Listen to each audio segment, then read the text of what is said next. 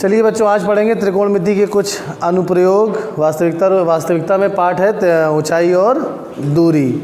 क्या इसके यूजेस हैं? किसी मीनार की ऊंचाई आपको बिना नापे ही ज्ञात करनी है। आप कैसे ज्ञात करेंगे? नदी की चौड़ाई बिना एक्चुअल में नापे ज्ञात करनी है, कैसे ज्ञात करेंगे? तो पहले कुछ टर्मिनोलॉजी है इससे संबंधित, उसको समझते हैं। तो सबसे पहला टर्म है लाइन ऑफ साइट, दृष्टि रेखा।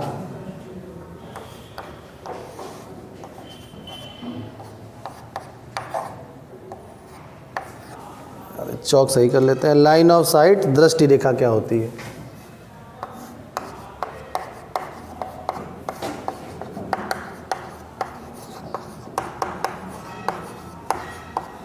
लाइन ऑफ साइट का मतलब बच्चों ये है, जैसे मान लीजिए कि कोई एक पतंग उड़ रही है आकाश में और आप उस पतंग को देख रहे हैं, तो आपकी आँख से मान लीजिए उस पतंग तक एक इमेजिनरी लाइन की कल्पना करिए, तो वही दृष्टि रेखा है। जैसे मान लीजिए आप अपने कमरे में बैठे हैं, ऊपर आप पंखे को देख रहे हैं, तो आपकी आँख से जो पंखे तक की एक लाइन है इमेजिनरी, उसको ही दृष्टि रेखा कहेंगे। आप किसी बिल्डिंग की छत में खड़े हैं और नीचे कोई मान लीजिए कार खड़ी है, उसको आप देख रहे हैं, तो आपकी आँख से जो कार तक की एक रेखा है उसको कहा जाएगा दृष्टि रेखा, लाइन ऑफ साइट। समझ में आ रहा है सभी को?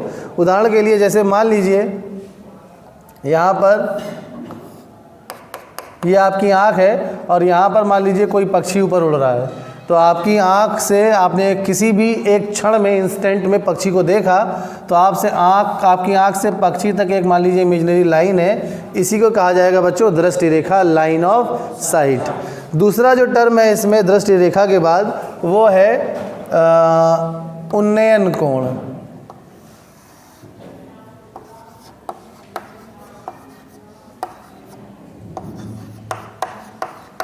अंग्रेजी भाषा में इसको एंगल ऑफ एलिवेशन कहा जाता है। एलिवेशन का मतलब ऊपर की ओर देखना, तो एलिवेट, चढ़ना। एलिवेशन का मतलब चढ़ना होता है एक तरह से, तो मतलब ऊपर की, आप नीचे से जब आप ऊपर की ओर देखेंगे। यहाँ पर बच्चों दो तीन चीज़ें बहुत आवश्यक हैं। उन्नयन कोण और अवनमन कोण कब बनता है? उन्नयन कोण हमेशा बनता है बच्चों नीचे से ऊपर की ओर देखने पे, और अवनमन कोण बनता है हमेशा ऊपर से नीचे की ओर देखने पे। अच्छा, कोण अगर बन रहा है तो कोण बनने के लिए कम से कम दो किरणों की आवश्यकता होती है। तो दो किरण कौन सी होंगी? एक पहली किरण तो होगी दृष्टि रेखा और दूसरी किरण होगी क्षैतिज रेखा। पहली किरण दृष्टि रेखा, दूसरी होगी क्षैतिज रेखा। उदाहरण के लिए मान लीजिए यहाँ पर किसी व्यक्ति की आँख है। अब आगे जब प्रश्नों को हल करेंगे तो किसी एक बिंदु को ही आँख समझेंगे, बार बार आँख बनाने की आवश्यकता नहीं है। और मान लीजिए यहाँ पर किसी बिल्डिंग में ऊपर कोई फ्लैग लगा है, तो अब मान लीजिए आँख से कोई व्यक्ति इस बिल्डिंग के ऊपर झंडे को देख रहा है, तो ये तो उसकी दृष्टि रेखा हो गई। और दृष्टि रेखा के बाद हमें एक बनानी पड़ेगी क्षैतिज रेखा। क्षैतिज रेखा का मतलब हो गया जो स्लीपिंग लाइन, लेटी हुई लाइन, पृथ्वी के समांतर रेखा। एक ये बन गई क्षैतिज रेखा। और दृष्टि रेखा और क्षैतिज रेखा के बीच जो कोण बनता है नीचे से ऊपर की ओर देखने पर, इसी को हम उन्नयन कोण कहते हैं। तो उन्नयन कोण किसके किसके बीच बनता है बच्चों? दृष्टि रेखा और क्षैतिज रेखा। ये क्षैतिज रेखा है, हॉरिजॉन्टल लाइन अंग्रेजी भाषा में कहा जाता है, और ये दृष्टि रेखा है, लाइन ऑफ साइट। इन दोनों के बीच जो कोण बनेगा उसी को कहा जाएगा उन्नयन कोण। बस हमें ये बात ध्यान रखनी है कि नीचे से जब हम ऊपर की ओर देखेंगे तभी उन्नयन कोण बनेगा, ठीक है। उसी तरह से जो अंतिम टर्मिनोलॉजी है, टर्म है यहाँ पर, वो है अवनमन कोण, एंगल ऑफ डिप्रेशन कहते हैं अंग्रेजी भाषा में। अवनमन कोण, एंगल ऑफ डिप्रेशन। यहाँ पर अवनमन कोण सदैव ऊपर से नीचे की ओर देखने में बनता है, और ये भी बिल्कुल उसी तरह से ये भी दृष्टि रेखा और क्षैतिज रेखा के साथ बनेगा। कोण बनने के लिए कम से कम दो किरणें चाहिए, तो एक किरण हो जाएगी दृष्टि रेखा और दूसरी हो जाएगी क्षैतिज रेखा। उदाहरण के लिए मान लीजिए आप किसी बिल्डिंग की टेरेस पे आप खड़े हैं यहाँ पर, और आप मान लीजिए आपकी आँख ये बिंदु को ही प्रदर्शित कर रही, बिंदु से ही आपकी आँख है, और नीचे मान लीजिए यहाँ पर कोई एक गाड़ी खड़ी हुई है और आपने इस गाड़ी को मान लीजिए देखा आपकी आँख ने, तो ये कौन सी रेखा होगी? दृष्टि रेखा होगी। और क्षैतिज रेखा हम अपने मन से एक बना लेंगे लाइन जो पृथ्वी के समांतर होगी। ये पृथ्वी है, एक स्लीपिंग लाइन हमने और बना ली। तो अब हम ऊपर से नीचे की ओर देख रहे हैं, तो कोण भी ऐसे ऊपर से नीचे की ओर बनेगा। ध्यान रखिएगा, बहुत बच्चे गलती ये करते हैं, इसको अवनमन कोण कह देते हैं। ये अवनमन कोण नहीं होगा, है ना। अवनमन कोण ये वर्टिकल लाइन है, स्टैंडिंग लाइन है, मतलब ऊर्ध्वाधर रेखा है। ऊर्ध्वाधर रेखा और दृष्टि रेखा के बीच बने कोण को अवनमन कोण नहीं कहा जाता। उन्नयन कोण हो या अवनमन कोण हो, सदैव किसके साथ बनेंगे?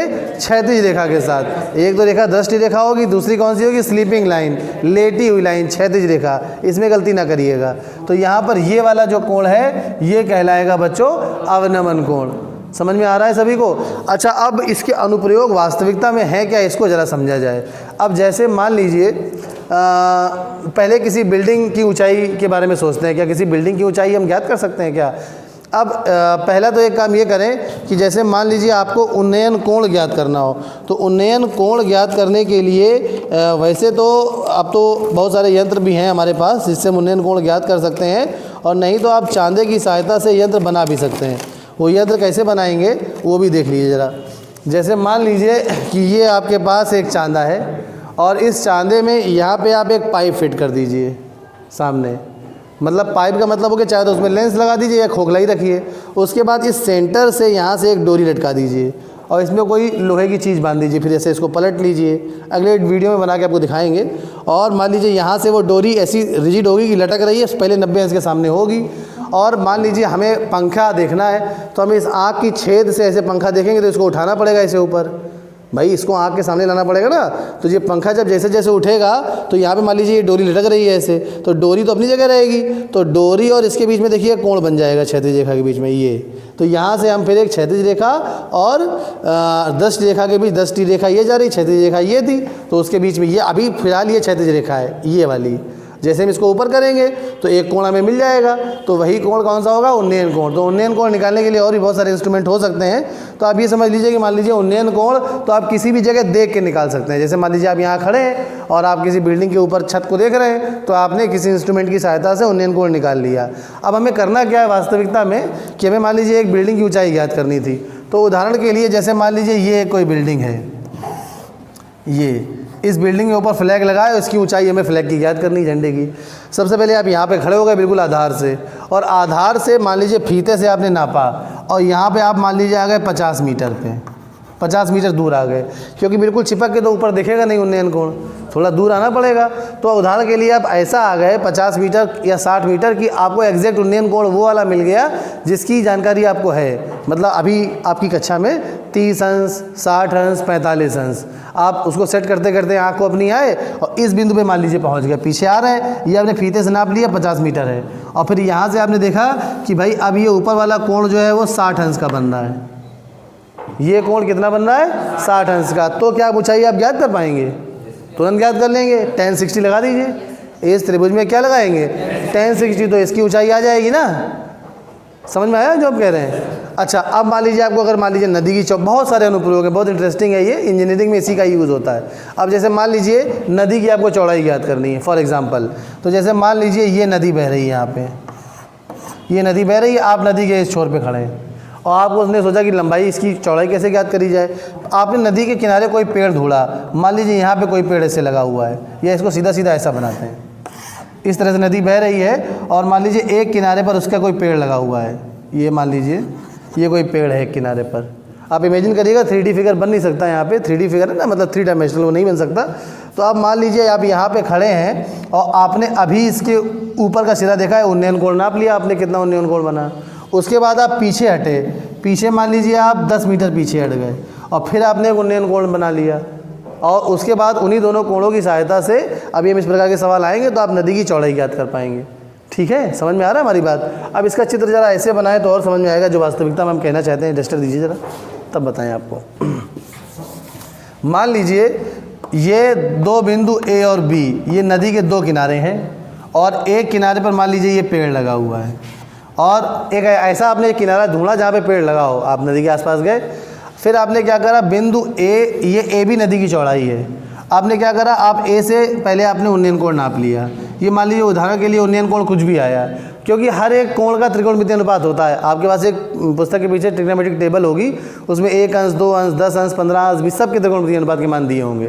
तो मान लीजिए कोई एक त्रिकोणमितीय अनुपात था, फॉर एग्जाम्पल मान लीजिए 45 अंश था ये। तो उसके बाद आप पीछे हटे, किताब में देखो, सामने देखो, पीछे हटे आप, मान लीजिए बी से आप पहुँचे सी पे, नाप लिया आपने, आप कितना पीछे हट गए, मान लीजिए आप 20 मीटर पीछे हट गए। उसके पश्चात फिर से आपने इसको देखा उन्नयन कोण को, अब मान लीजिए उन्नयन कोण ये बन गया 30 अंश। तो आप देखिए क्या आप नदी की चौड़ाई ज्ञात कर सकते हैं? कैसे ज्ञात करेंगे? आप नदी की चौड़ाई को x मान लीजिए और इस पेड़ की ऊंचाई को h मान लीजिए। पहले इस त्रिभुज में tan 45 आप जब लगाएंगे तो tan 45 लगाएंगे तो tan थीटा बराबर क्या होता है? लंब बटे आधार। तो लंब यहाँ पे h है और आधार क्या है? x। अब tan 45 का कुछ मान होता है तो 1 होता है, तो यहाँ पे एक रख देंगे, तो 1 बराबर h बटे x आ गया। मतलब h बराबर क्या आ गया? x। मतलब h को x से या x को h से बदल सकते हैं। यहाँ पे tan 45 ना होता, कुछ भी होता, मान लीजिए tan 30 होता, तो h और x किसी के पदों में आ जाते हैं, √3 √2 के। मतलब हम एक दूसरे को उससे बदल सकते हैं। तो ये बात तो तय है, नहीं समझ में आ रहा है? उसके बाद आप पूरे बड़े त्रिभुज में tan 30 लगा लीजिए, मतलब यहाँ से यहाँ तक पूरे बड़े वाले में। तो क्या होगा? जब आप tan 30 लगाएंगे तो इसका लंब तो हो गया h और आधार हो गया 20 धन x। आधार क्या हो जाएगा? देखिए 20 धन x आधार हो जाएगा। और उसके बाद h और x बराबर है, तो यहाँ पे tan 30 का आपने मान रख दिया 1/√3, h और x बराबर थे तो यहाँ पे x रख दिया और 20 धन x रख दिया। बाकी आप हल करके गुणा करके x का मान निकाल लेंगे। और x तो हुई थी नदी की चौड़ाई। समझ में आ रही बात? तो चलिए अगली वीडियो में सीधे हम लोग प्रश्न करना शुरू करेंगे। धन्यवाद।